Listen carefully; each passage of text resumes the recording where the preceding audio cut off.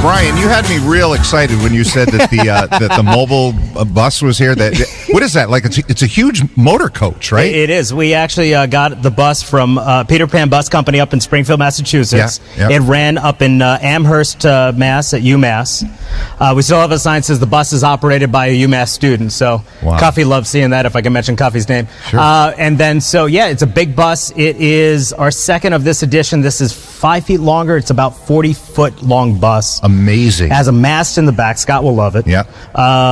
Has our transmitter on it to go off and do broadcasts and everything else. And you know what, Ron? I just got a message from Big Tom Lawler and said that, you know what, you're disappointed that I didn't bring the bus now. So now I got to bring the bus next time go around. I definitely want to see that. I go back to the days of the red and white mobile bus. Do you remember that? The old red and white mobile bus was a converted bread truck that was a death trap, as I heard from past staff at WLNG Radio. So really? That old red and white was our classic of our first mobile unit going back to the late 70s into the early 80s. That somebody posted a picture of that bus. I think it's sitting somewhere rotting, isn't it, in the junkyard? We've had a number of them. We had a double-decker bus, Bristol bus. We had that one. We had the motor house. We had the red and white mobile bus. We had the last bus of this, which I think is a homeless shelter up in Springfield, Massachusetts now. Wow. And then the one that we have now. It's been great, but it's probably somebody's wonderful little treasure. I'll tell you what, WLNG knows how to do radio.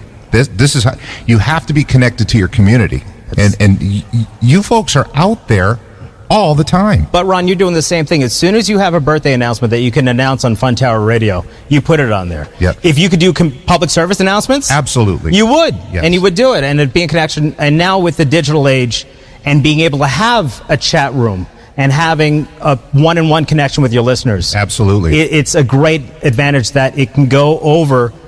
And that's what corporate radio is just so sad to see, is that they have all these opportunities and all these things, but they just don't do it. No, they won't. And Facebook is Facebook, Instagram is Instagram, Twitter is Twitter, but they're seeing it as an advertising space for their clients. And I think why this is happening, and no offense to the younger folks in the crowd here today, but younger people they have no idea what radio used to be. No. And every station was in touch with their community. And all the folks that are here today, we've all become friends. We're all friends. Yeah, we are. And there's a reason why you're in Matterville right now. There's a reason why you're in Matterville. Absolutely. It's for you to come down here and do a broadcast like this. It takes people like Wayne and everybody else is down here to be a part of this broadcast. And you're right. You're all friends. So a lot of folks would say that's crazy to take a radio station into somebody's backyard, but that's what it's all about. But Paul Sidney would have done the same thing. Absolutely. If he would have. The food was good, which the food is great. Let's hear it for the food. Food is great. Absolutely. It's great. But then also those adult beverages, too. That's important. So I'd like to give a shout-out to Wading River, Michael Anthony's The Food Bar, for all the food. It's our favorite restaurant, and they did a great job. They did. Joe, now I feel like I'm doing a remote. I got the tireless wireless, and I'm interviewing people now. This is perfect.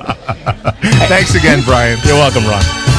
Live broadcast from Wayne and Jones down on Long Island. And we're in the chat room, too, at funtowerradio.com if you'd like to join the conversation. Yvonne Elliman, If I Can't Have You, on Fun Tower Radio.